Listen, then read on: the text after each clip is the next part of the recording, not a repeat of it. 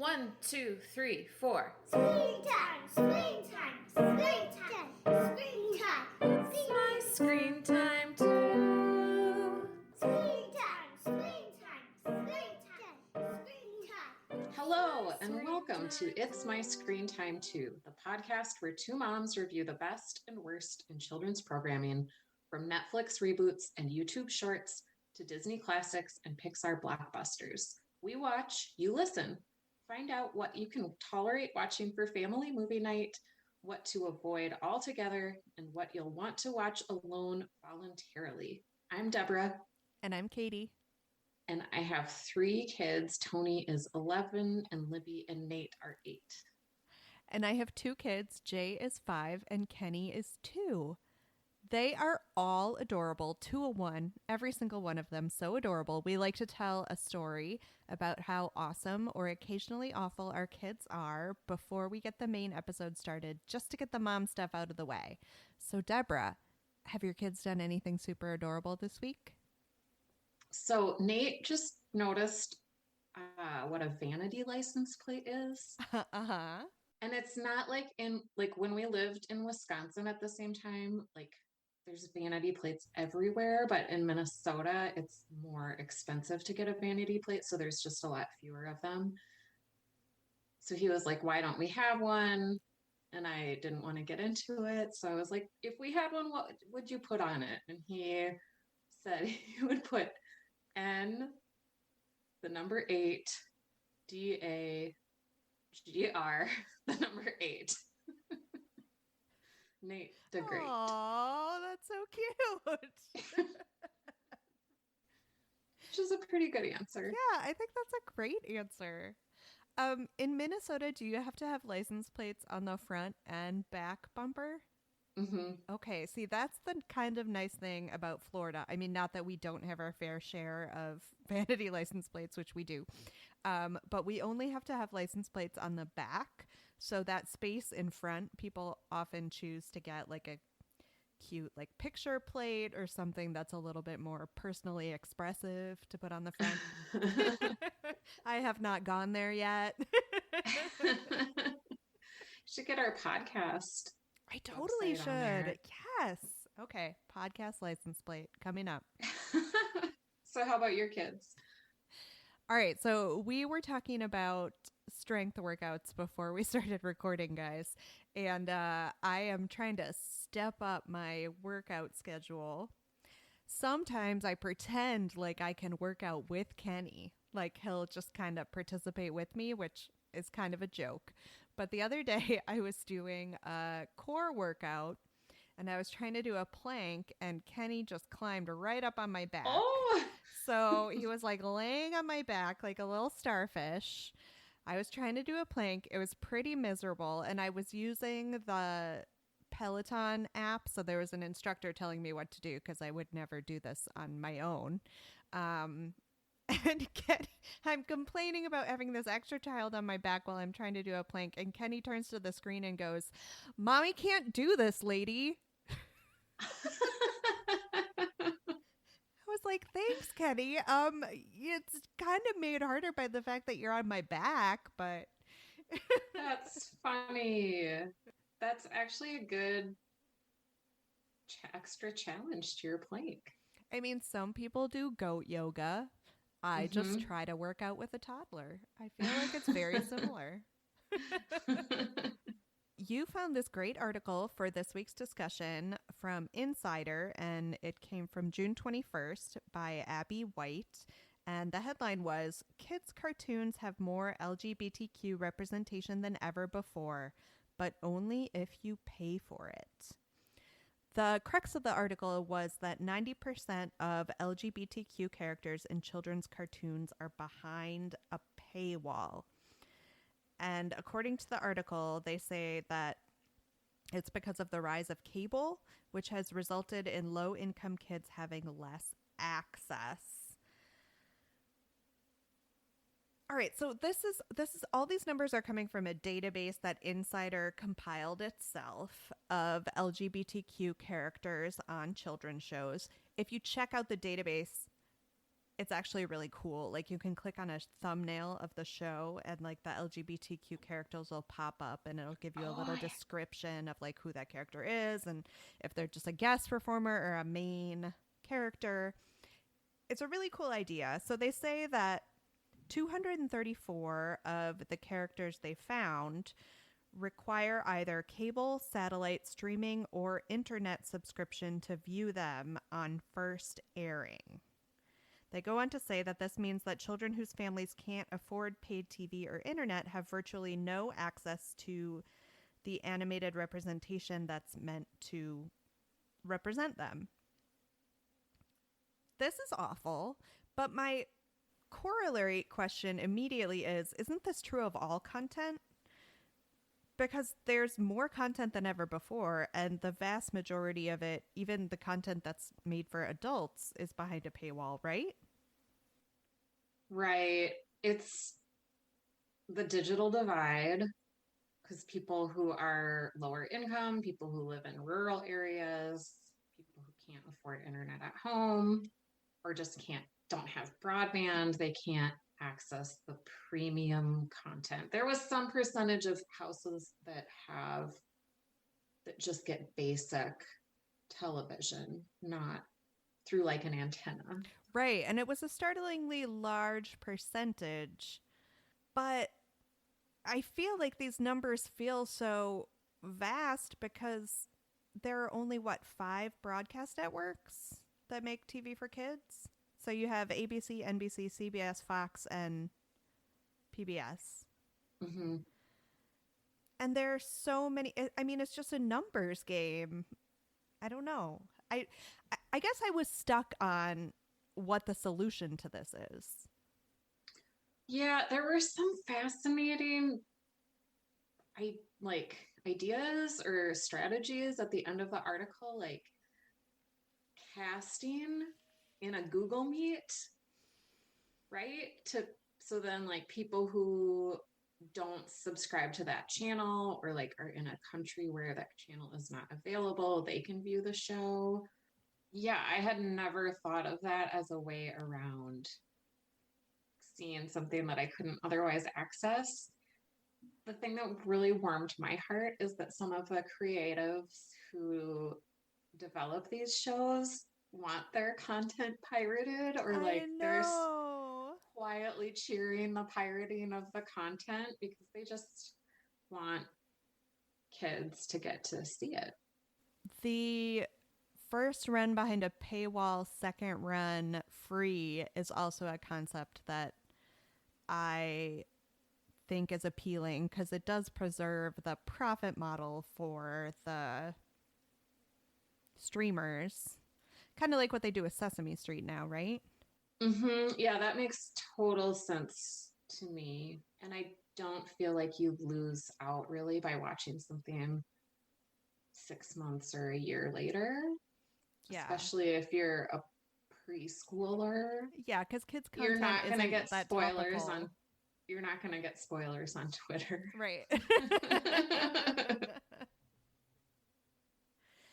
I don't know. It was an interesting article addressing a problem that I believe exists, but I don't know that there's any putting Pandora back in the box, because I wouldn't want these paid for products not to be making the inclusive shows that they're making. Like, the paid for subscription services are going to be there. Mm-hmm. Yeah, it was a good article. I haven't looked at the database. I'm going to do that definitely. And it was very timely to come during Pride Month. Yeah, just at the end. This actually won't be released until after Pride Month. Sorry, guys. Oh my gosh, it's July. Yeah, sorry. No. Yeah, I just worry that in an ad-dominated medium like broadcast television, I just fear that we'll never see the kind of inclusion that we might want. I mean, they allude to it a little bit in the article, just when you have to pitch to the broadest popular audience, it's just hard to get any of this increased representation through, because you're always going to have people who are digging in their heels about it. Right. But yeah, on a positive note, check out the database. It's cute. So, a little bit of follow up from our last episode, or rather, a little bit of a mea culpa, I guess, for the episode we're about to record. Guys, we have to cover this movie because we love John Cho and we want him in everything. But that does mean that we are not covering the latest Pixar release for a whole episode. Luca just came out a couple weeks ago. Did you see it? I have not, but Tony watched it and he really liked it. We've watched it actually a couple times now, and I am a huge fan. I love stop motion animation. And while Luca is computer animated, duh, Pixar, the characters have this like appealing roundness to them that makes them seem a little bit more handcrafted in the way that stop motion is. And I just really, really like to see a Pixar story that isn't hitting me over the head with a "this is so important" message. Like, it was really refreshing to have something that wasn't freighted with cultural import. It wasn't soul level Yeah. existentialism. Or even like Inside Out level, like delving into the interiority of the human soul. Plus, it has a really great cat character, and you know that a good cat role can really save something for me. It saved Kid Cosmic for me, and Machiavelli in Luca. I won't give any spoilers, but he is really good. Well, I'll take your word for it. I will have to watch that soon. So let's talk about that John Cho vehicle that jumped right to the top of our watch list. Wish Dragon is an animated film that debuted June 11th, 2021 on Netflix. But according to Wikipedia, it has been out in China since January. It's right in the sweet spot for movie length for me. It's under 100 minutes. And it's a major Chinese-American co-production between Columbia Pictures, Sony Pictures Animation, Beijing Sparkle Roll Media Corporation, Tencent Pictures, and others. Jackie Chan is one of the producers. The movie was written and directed by Chris Applehans, who is making his move from the art department to his first major writing/directing gig. He's previously worked on visually distinctive films like Coraline, Fantastic Mr. Fox, Princess and the Frog, and the Angry Birds movie. So in Wish Dragon, Din is the main character, and he lives in a poorer section of his city, and his income status doesn't bother him at all, except his childhood best friend, Lena, has catapulted to, she's like an influencer, and her dad is like a really rich businessman.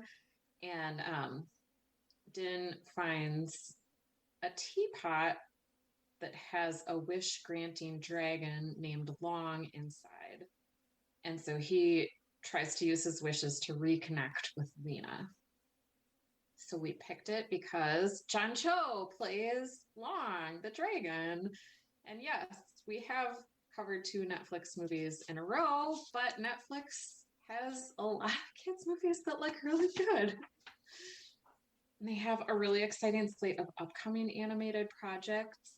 We try to balance what we're watching amongst all the different platforms, but like Amazon Prime has nothing for kids. Yeah, it's seriously a kid desert out there.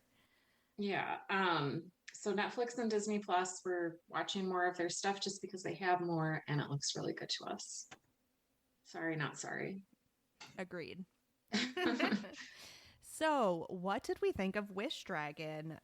Did we like it? I liked it. Yeah. I mean, clearly it's Aladdin set in China, right? I mean, yes. Give me the butt. But I mean, I think it's also based on like a Chinese parable too. Okay. I don't think it's just like based on Aladdin. I think there's more to it than that. Okay. But as far as like hitting the story beats, it felt really familiar, right? Like what was fresh? Oh, that's a good That's a good question. For me, I mean, I really liked the animation. I really thought that the like back and forth between Din and Long was very funny. Like there's a moment when they're stuck in traffic and Long is like, come on, use one of your wishes. And Din just like digs his heels in and refuses to use one of the wishes. And so then Long uses his magic without being wished upon to transport them somewhere really fast and get out of the traffic jam. And I don't know. But see, that just immediately reminded me of the original, not the original Aladdin, but the 90s Aladdin Disney cartoon where Aladdin tricks the genie into getting him out of the Cave of Wonders without using a wish. I just couldn't stop comparing the two. And at least until the end of the movie, I felt like they had some really good set pieces right at the end. It wasn't hitting for me. I didn't get the why. I read in some ad copy that it was supposed to be a love letter to modern China, which fine, but where is the unique twist to the story? It just feels like they just swapped a dragon for a genie and like that's supposed to be enough. I see where you're coming from. Initially I was like, how is John Cho gonna stack up to the Robin Williams genie or even the Will Smith genie? And I thought he did great. And I was able to watch it without constantly comparing it to Aladdin, the Aladdin movies I've seen before. But if I had been comparing it, I wouldn't have liked it as much. Well, you're a kinder person than I am, and you clearly have less baggage. This is not the first Netflix project designed to appeal to Asian American audiences that we've covered. The other movie that came to mind when watching this was Over the Moon, which we recently reviewed, and also, am I right, had a role for John Cho? Oh gosh. Wasn't he the dad? I think he was the dad. I think that's right. And also, this isn't on Netflix, but Raya's Dragon. Yes. I was more focused on that. Like, are dragons the new zombies? Dragons are so hip right now. Yeah. Yeah, I did think of that as I was watching because, you know, there's some beautifully animated scenes. You can't see my hands. I don't know why I'm doing stuff with my hands. Of Long flying above the city. And perhaps had we not just watched Raya that had very similar animation with, the sinuous dragon movements, that would have felt more impressive. Yeah, I liked this dragon a lot better than the dragon in Raya. The dragon in Raya looked like sort of anemic. All right. Well, she had been like turned into stone for 1,000 years or whatever. Yeah. I guess this one had been crammed into a teapot, so potato. I did want to say one thing about Over the Moon. That movie had its problems. I remember saying at the time that we really liked the beginning of the movie where it was set in modern China, as Wish Dragon is. And at the time, we said that we really wished the whole movie could have been set in modern China instead of all that weirdo stuff on the moon. Yes. So looking at Wish Dragon, it was like, okay, here we're going to get that. We're going to get the story set in modern China with like this fantastical twist, but that doesn't ultimately involve taking it out of this initial environment that we are really interested in. I thought I would like it, and it turns out that it just made me appreciate the bizarro big swings that Over the Moon took with their like gummy bear moon characters and weird songs that immediately fell out of my head. Like, I almost wanted more of that like wacky energy to this one. Wow. The moon part of the disco moon EDM land is so weird and Over the Moon. I know, and I did not like that at the time. And yet, while I was watching The Wish Dragon, I was like, oh, I would kill for some gummy bear disco moonland right now. That's funny. Speaking of gummy bears on the moon, what did you think of the characters in this movie? Was there anyone that you particularly loved or hated? I liked Din's character. I liked his am complete like ambivalence to material wealth. I really liked Long. I mean, John Cho, A plus plus plus. It's going to be my goal for 2022 to get an advance copy of his graphic novel that's coming out. So I know we're like a film and television podcast, but maybe we can review his book too. I mean, obviously, yes. We'll follow you anywhere, John Cho. I really liked the villain who has his hands in his pockets all the time. Yeah, And what does was like the deal with extreme that? kung fu with his legs. I thought he was a good villain. And then the villain who likes puppies. That was adorable because he's like a big, beefy, tough, scary guy. And like when he gets to wish, he wishes for enough puppies to open a pet store. I think they did really well with that villain trio because you had the main bad guy with the kung fu feet. You had the like big, muscly, puppy loving guy. And then you had this other guy whose main characteristic was that he was super short. And I think that that combo was really very appealing. And the mom, I liked the mom, Din's mom. Lena was good. I thought the whole cast was great. Speaking of having baggage, I really love stories where the younger protagonist learns a lesson about the fact that their parents are human. It makes me feel so good. Like, hopefully my children will have such insight one day. I'm a little bit embarrassed to say that Constance Wu was the only voice talent I recognize other than John Cho. Did you recognize anyone else? Well, this is only because I looked at IMDb, but Jimmy O Yang plays one of the villains. He was on Silicon Valley, and then thinking about that made me think his character is terribly portrayed on Silicon Valley in the way that the housemates treat him. I actually have never watched that show. Don't. It's pretty racist. Okay. So I'm sorry for liking that show a number of years ago. Can we talk about the main villain for a second? Sure. I'm going to try to steer clear of spoilers to the extent that I can. Let's just say that he makes a wish at one point, and I didn't think it was possible that any human would ever make that wish because there is a very well-known mythological parable that teaches us that this is the single worst wish that a human could ever make. Did you feel like it was a weird choice at all? I watched it with my kids and they pointed it out immediately. Yeah. I don't want to say any more because I guess I want you listeners to be surprised by it, but it did strike a really weird tone for like, it led to the denouement of the film. Yeah, but visually it's really stunning. So I think it was a good choice, but yes, a curious choice if you're looking at it realistically. Yeah, I guess I'm looking at this Aladdin ripoff movie in a realistic way. Really, I just wanted a movie about the difficult relationship between Lena and her father. Like, I would have watched that all day.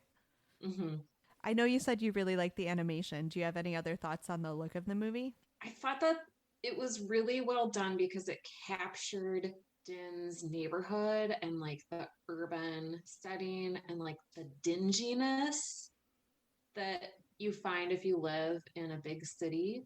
And it was so detailed. Like Din goes up to the roof of his building and there's like a huge lit up billboard and like you can see the pixels in the billboard, which is really cool. And then it's like super glamorous when you get to Lena's world. I just thought it was well done. And like the movements of the characters, the kung fu was really fun to watch. I thought it was great. What did you think? I know I mentioned the big action sequence towards the end, but I thought that there were some really great visual moments there. There was a moment when someone was swinging in on a wrecking ball to like leap on someone else, and I thought that was really well executed. There's a moment where they're having a fight on an invisible dragon in the sky, and I thought that was really interesting. There were some good moments. I'm not sure that it made me feel that sense of tension that I got from Mitchell's versus the Machines, which we watched for our last episode, but there were definitely some really well executed action sequences. Mm-hmm. And then at the end, I put thoughts on the music because I always put it in, but it wasn't a musical, so there was no singing. Did you have any thoughts about the background at all? The only thing that stuck out was the song that they played in the credits because the chorus was in Mandarin. Oh, okay. And then I wondered, like, how are Chinese audiences viewing this? Is it dubbed? Is it subtitled? Did they record one in Mandarin, one in English? They did, because I did read Okay. that Jackie Chan does one of the voices, and I don't know who. Oh, that's cool. I would think maybe it would do better in China than it did here, because maybe it would speak to them more as like a reflection of lived experience. I mean, not with the Mhm. dragon, but like as far as representation and seeing yourself on screen. Mm-hmm. Yeah. So what adult movie or show does this compare to for you? I just couldn't stop with the Aladdin comparisons, which I know is not an adult show. And then also, every time I see a dragon moving like that through the sky, I can't not think of Neverending Story. Also, not a grown up movie or show, but the way that Falkor the Luck Dragon moves through the sky. Yeah, I thought about Pretty Woman because Din is like dressing up for the day as if he lives in that world of wealth to get to see Lena. And I also thought of the Britney Spears documentary. Who isn't thinking about that right now? Ugh. I know, but when Lena and the movie wasn't really about this. Well, it kind of was. Like Lena is super hyper controlled by her father. She can only do like sponsorships of products that he approves, and he's just super controlling. So that's why I thought about that. Did you see the very funny Netflix movie Always Be My Maybe? That sounds familiar, but I don't know. It stars the comedian Ali Wong. Oh, She's yeah, the one that did that all was the good. Yeah, all the That comedy was specials cute. when she was pregnant. Okay, so Yeah. it made me think of that a little bit because it's like she goes away and becomes wildly successful and then comes back and tries to reconnect with her childhood best friend who has just kind of stayed and not Yeah, pursued success. that's a good one. How can we cast the gritty HBO reboot when this already stars our favorite actor? Yeah, I think this is just a joke, right? Like we have to bypass the casting of the gritty HBO reboot. Yeah, John Cho's perfect. He did a really good long. So was it better when we were kids? I feel like we beat this drum every time. Like we just didn't have this level of representation of other cultures, full stop. Like maybe you had your odd anime that made it to the American cultural mainstream, but that was rare.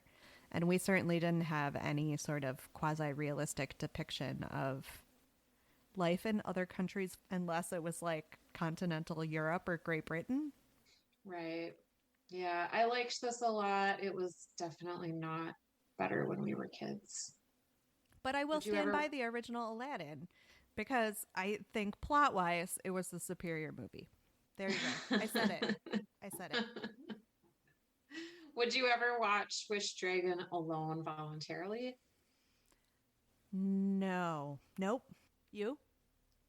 I wouldn't watch it alone voluntarily, but my kids really liked it. So I will probably be watching it again. Okay, so this is a good segue into 10 seconds on whether or not it's good for our kids because Jay actually said, "Mom, I'm bored," while we were watching this. So I guess they're just too young and there wasn't enough like comedic antics going on. Huh.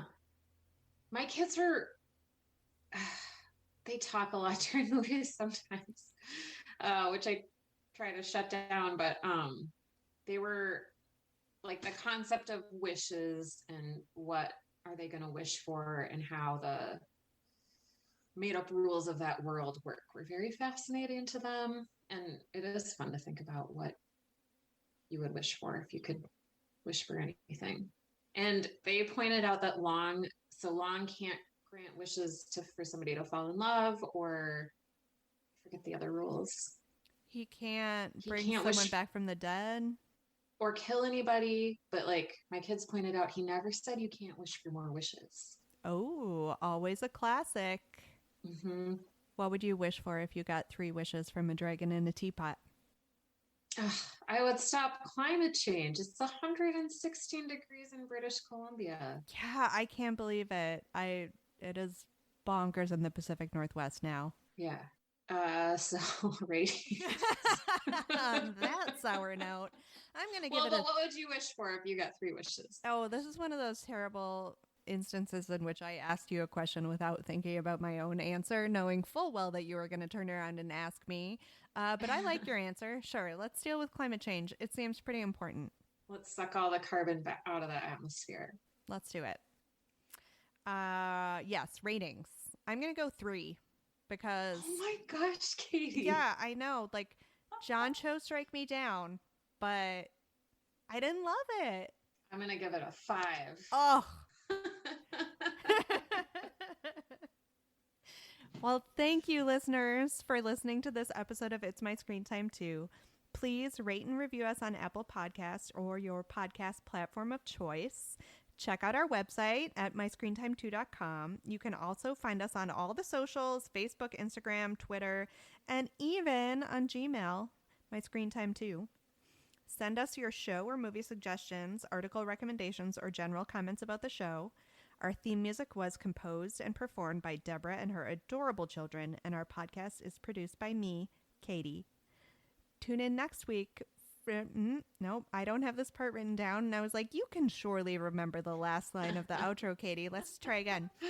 Tune in next week for... Nope. Tune in next time. Blah, blah, blah, blah, blah, blah, blah. Tune in next time for more real talk about the movies and TV beloved by kids and tolerated by parents. Bye. Bye. Screen time, screen time, screen time, It's my screen time too.